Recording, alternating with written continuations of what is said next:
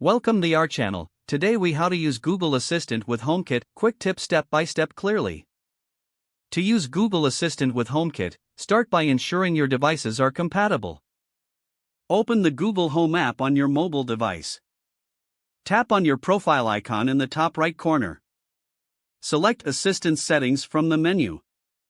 Navigate to the Home Control section. Here, you'll see a plus icon to add new devices. Tap the plus icon to begin adding your HomeKit devices. From the list of available services, choose HomeKit. You'll be prompted to sign in with your Apple ID. Follow the on-screen instructions to grant necessary permissions. Once connected, your HomeKit devices will appear in the Google Home app. You can now control your HomeKit devices using voice commands. Try saying, "Hey Google, turn on the living room lights." Enjoy seamless control of your HomeKit devices through Google Assistant.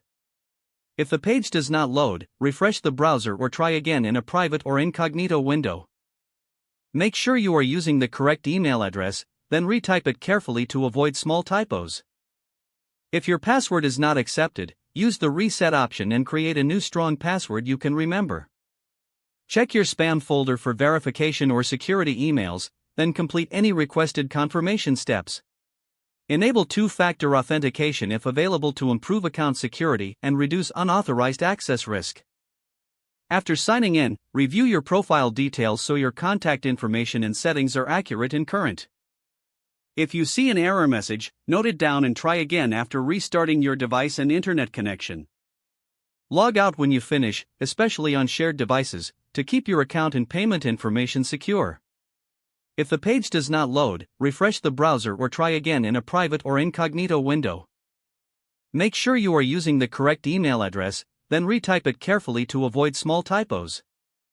If your password is not accepted, use the reset option and create a new strong password you can remember. Check your spam folder for verification or security emails, then complete any requested confirmation steps. Enable two-factor authentication if available to improve account security and reduce unauthorized access risk.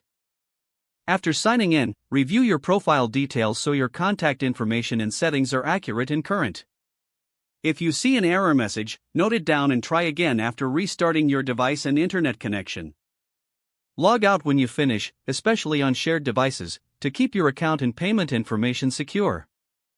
Don't forget to like this video and subscribe to our channel for more step-by-step tech guides.